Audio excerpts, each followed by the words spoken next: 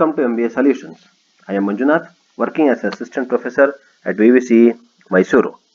In this video, let us discuss appointment of directors according to Companies Act 2013.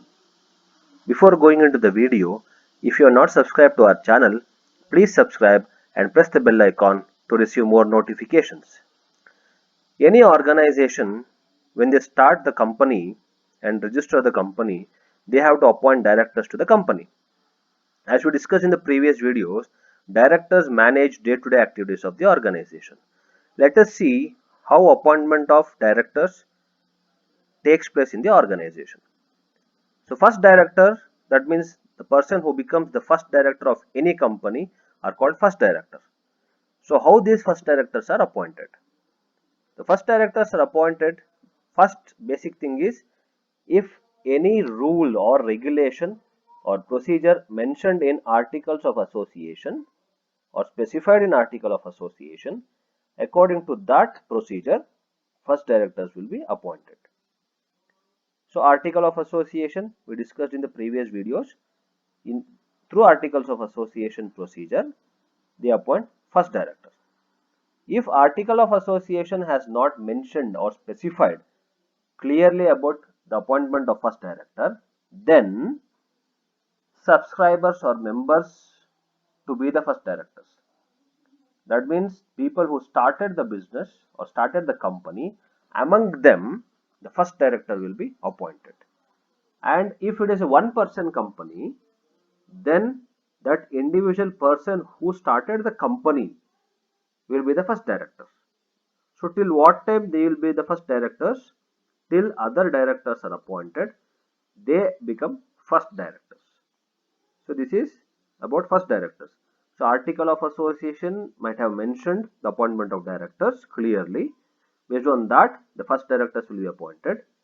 If article of association does not specify the method, then the members, among the members, first directors will be selected.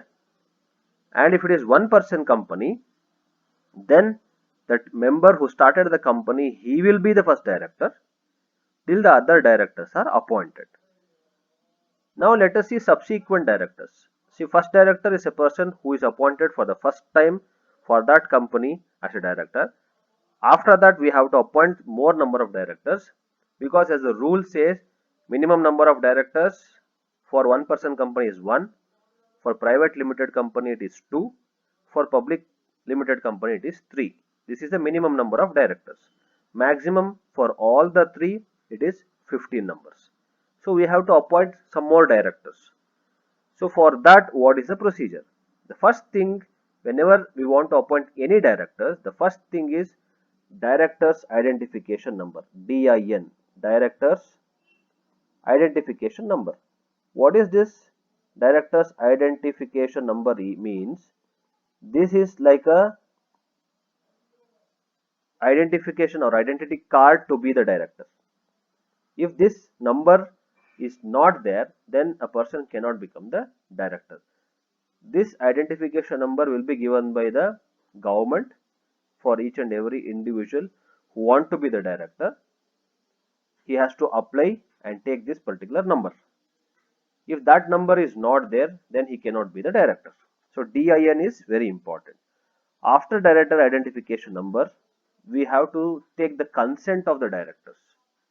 For example, Government of India might have listed so many people who have director identification number, and from that, can we pick somebody and can he become the director? Yes, he can become the director, but we have to ask him whether he is willing to be the director of the company. We have to take his consent, take his permission.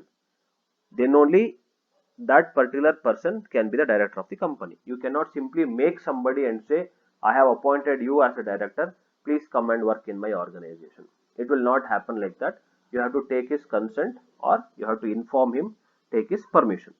That permission or consent which you have taken should be informed, or that document should be filed with the register of companies within 30 days of his appointment. So you take his consent, you take his consent, you take his permission.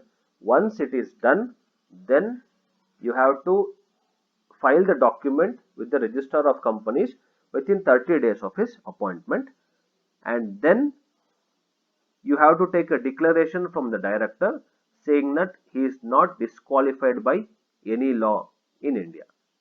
So that declaration also he has to sign and say I am not disqualified by any law. These three things are very important for any directors to be appointed in any company. Now according to section 122 of Companies Act, it says every director shall be appointed by the company in general meeting only. So if you want to elect or appoint any director, you can do that in general body meeting. Usually general body meeting happens once in a year. In that meeting you have to appoint director. No person who does not have director identification number, he cannot be a director of any company. So anybody who wants to be the director of any company should have director identification number. It is like if you want to vote, you should have identification proof.